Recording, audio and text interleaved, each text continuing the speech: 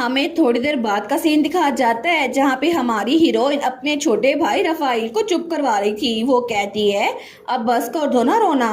तो वो कहता है मुझे अभी भी आप पे गुस्सा है और उसने हमारी एनट का बाजू पकड़ लिया था। वो कहता है सिस्टर आप तो सच में मुझे पसंद ही नहीं करती। लेकिन वो दिल में सोचती है सच्ची सच्ची देखो सही कितना क्यूट है। तो तब एनट अपने भाई को गले लगा लेती है। वो सोचती है मार्कोस का इतना प्यारा सा बेटा कैसे हो गया।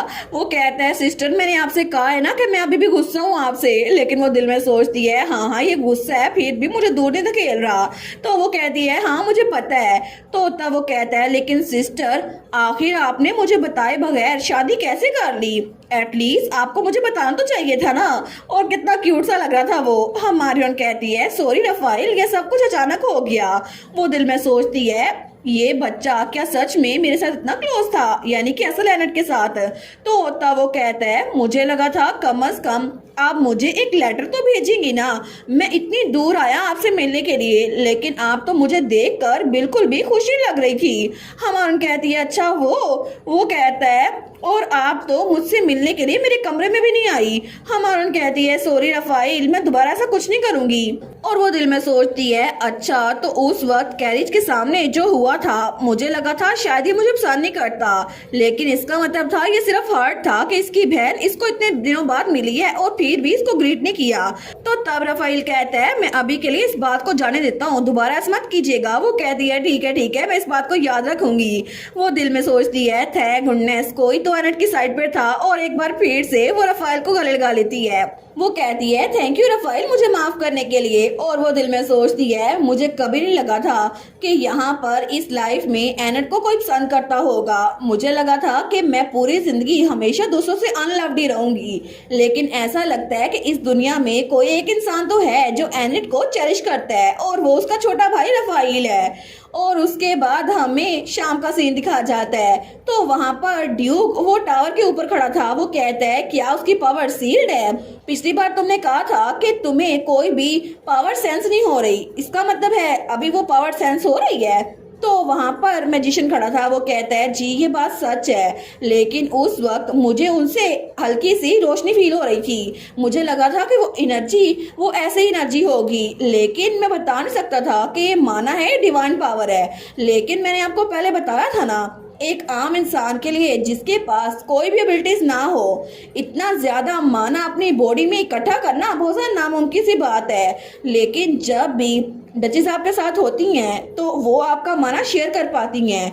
इसी वजह से मुझे लगता है जरूर ऐसा कुछ होगा जिसकी वजह से उनके पास पावर हो सकती है। और इसके अलावा अगर मैं इस बारे में सोच रहा हूँ तो क्या उनके बचपन में उनके बारे में प्रोफेसी नहीं की गई थी कि वो एक सेंटस बनेगी है ना। हमारा हीरो कहता है बिल्कुल एक प्रोफेसी थी लेकिन अब ये बिल्कुल भी नहीं है।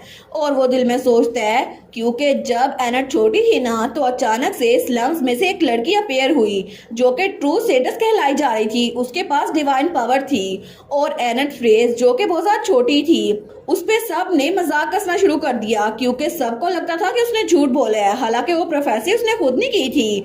और उसके बाद हर कोई एनट का मजाक उड़ाता था उसे कहते थे वो झूठी है जिसे अपनी औकात नहीं पता। तो हमारा ड्यूक सोचता है पता नहीं उस छोटी सी उम्र में उनके लिए कितना मुश्किल फेस करनी होगी ना जब उन्हें सबकी बातें सुननी पड़ी होंगी।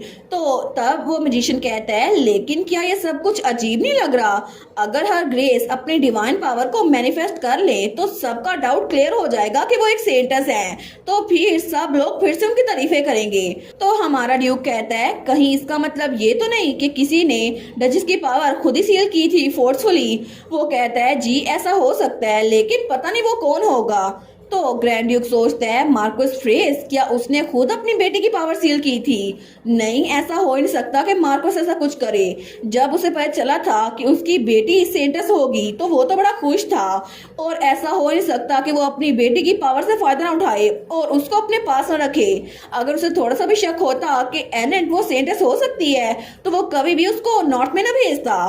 तो तब हमारा हीरो कहता है क्या इस सील को ब्रेक करने का कोई तरीका है? तो वो मैजिशियन कहता है, जैसा कि मैंने आपको कहा, ये सब कुछ सिर्फ स्पेकुलेशन है। हमें अभी तक कंफर्म नहीं हुआ कि उनकी पावर को सील किया गया है या फिर नहीं।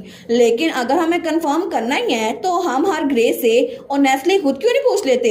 तो ग्रैंड ड्यूक कहता है, नहीं, मैं उन पे बोझ नहीं डालना चाहता। वो सोचता है अगर एनेट की पावर को उसने खुद ही सील किया है तो इसका मतलब है इसके पीछे कोई ना कोई वजह हो सकती है जो मुझे बताना नहीं चाहती। लेकिन अगर किसी और ने उनके जाने बगैर उनकी पावर को सील कर दिया है तो फिर ये बात उनको बहुत ज्यादा हर्ट करेगी कि बचपन से जिस बात पे उनका मजाक उड़ाया जा रहा है असल में वो उनकी गलती थी नहीं।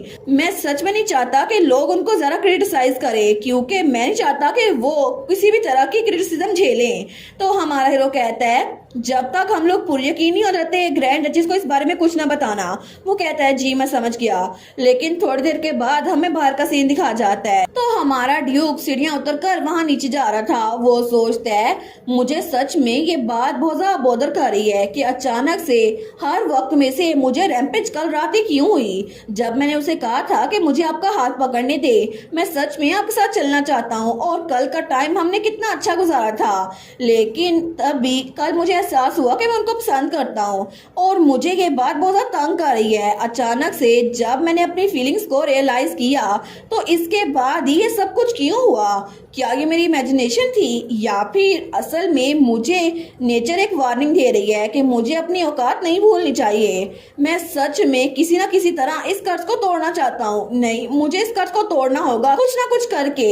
अगर ऐसा हुआ तो फिर ही मैं एनेट को परसुएड कर सकता हूँ, उनको अपने साथ रख सकता हूँ। लेकिन तब वो सोचता है, मैंने तो सुबह से एनेट को देखा ही नहीं है और मार्शलेस के अचानक से कैसल में आने के बाद वो तो बहुत ज्यादा ट्रबल हुई होंगी ना। लेकिन वो सच में पता नहीं कहाँ पर है, मैं तो उनको मिस कर रहा हूँ। और तब वो अपनी क्रेविट को देखता है। वो सोचता है, मैंने तो उनको सुबह के बाद देखा ही नहीं है, इसी वजह से मैं सच में उनसे मिलना चाहता हूँ। मुझे जाकर एनेट से मिलना चाहिए। तो तब वो सोचता है, स्पेशली जब हमने कल का टाइम पूरा इकट्ठा गुजारा था, वो तो बहुत ज्यादा थक गई होंगी ना, क्योंकि मेरे माना की वजह से उनकी बॉडी पे बहुत ज्यादा असर पड़ा होगा। तो तभी वहां से उसको हमारे हीरोइन की हंसने की आवाज आती है। तो हमारा ग्रैंड ड्यूक वहां पर देखते हैं। वो कहता है, एनेट। तो एनेट वहां पे रफाइल अपने भाई के साथ बैठी हुई थी। वो कहती है, लोइस आप आ गए। हमारा हीरो कहता है, अच्छा तो आप यहाँ पर थी। वो कहती है, परफेक्ट टाइमिंग, मुझे आपको अपने छोटे भाई से इंट्रोड्यूस करवाना है। ये यहाँ पर आ गया क्योंकि ये मुझसे मिलना चाहता था, इसी वजह से। रफाइल तुम भी इस ग्रेस को ग्रीट करो ना। तो रफाइल कहता है, ग्रीटिंग योर ग्रेस, मैं हूँ रफाइल फ्रेज। तो हमारा हीरो कहता है, अच्छा इसे अपना ही घर समझना, जितना देर चाहो यहाँ पे रुक सकते हो। तो रफाइल कहता है, लेकिन ये मेरा घर है तो नहीं। तो हमारा कहती है, रफाइल क्या हुआ है? वो कहता है, लेकिन ये आपका भी घर नहीं है सिस्टर। तो उसकी बात सुनकर ड्यूक कहता है, क्या मतलब? वो कहता है, ये ग्रैंड डचेस का घर है। तो रफाइल कहता है, घर एक ऐसी जगह होती है जहाँ पर आप कंफर्टेबल रह सकते हैं, लेकिन यहाँ पर सिस्टर बिल्कुल भी कंफर्टेबल नहीं है। तो ड्यूक कहता है, तुम्हारा क्या मतलब है? तो ड्यूक सोचता है, अचानक से इसे ऐसा क्यों लग रहा है? हमारून कहती है, रफाइल क्या हो गया? मैं यहाँ पर बहुत ज्यादा अच्छे से रह रही हूँ, तुम्हें ऐसा क्यों लगता है? तो रफाइल कहता है, यहाँ के लोग आपको बुली करते हैं, है ना? और आपके होंठ भी थोड़े से फटे हुए लग रहे हैं। हमारून सोचती है, ओ नो। वो कहती है, नहीं नहीं ऐसा कुछ भी नहीं है, यहाँ के लोग मुझे बड़े अच्छे से ट्रीट करते हैं। वो कहता है, आप झूठ बोल रही हैं, मुझे पता है यहाँ पर कोई भी आपको अच्छे से ट्रीट नहीं करता। देखिए तो सही, तब से कोई भी मेड आपका हालचाल पूछने के लिए नहीं आई। तो हमारा कहती है, रफाइल तुम्हें ऐसी बातें नहीं कहनी चाहिए। तो ड्यूक वो उसको हैरान होकर देखी जा रहा था। हमारा कहती है, ओ माय गॉड, मुझे लगता है बहुत ज्यादा देर हो गई है, तो मैं रफाइल को उसके कमरे तक छोड़ आती हूँ। लोइस, मैं रफाइल को उसके रूम तक छोड़ आती हूँ, तो मैं चलती हूँ, ठीक है? हमारा हीरो कहता है, जी मैं समझ गया। तो तब वो जाते हुए कहती है, चलो चलते हैं रफाइल। तो रफाइल वहां जाते जाते मुड़कर हमारे लोइस को देख रहा था और तभी वो ग्रैंड ड्यूक को देखकर बड़ी तंज से स्माइल करता है, जैसे मेरी सिस्टर तो मेरे साथ जा रही है, तुम अकेले रह गए हो। हमारा हीरो सोचता है, क्या ये बच्चा मुझे ऐसे देख रहा है जैसे ये एनेट को मुझसे चुरा के ले गया है। आखिर ये बच्चा मुझे नीचा क्यों दिखा रहा है? इसे क्या लगता है एनेट सिर्फ इसकी सिस्टर है, वो मेरी वाइफ भी है? ये बच्चा अपने आप को समझता क्या है? और इसी के साथ ये वाला पार्ट यहीं पर ख़त्म। तो आप लोग बताइएगा आप लोग को ये पार्ट कैसा लगा, और वीडियो को लाइक और चैनल को सब्सक्राइब लाजमी कीजिएगा। बाकी वीडियोस का लिंक भी स्क्रीन पर नज़र आ रहा होगा, तो काइंडली उनको भी चेकआउट कर ले। और thank you so much for watching my videos. Stay safe, bye bye.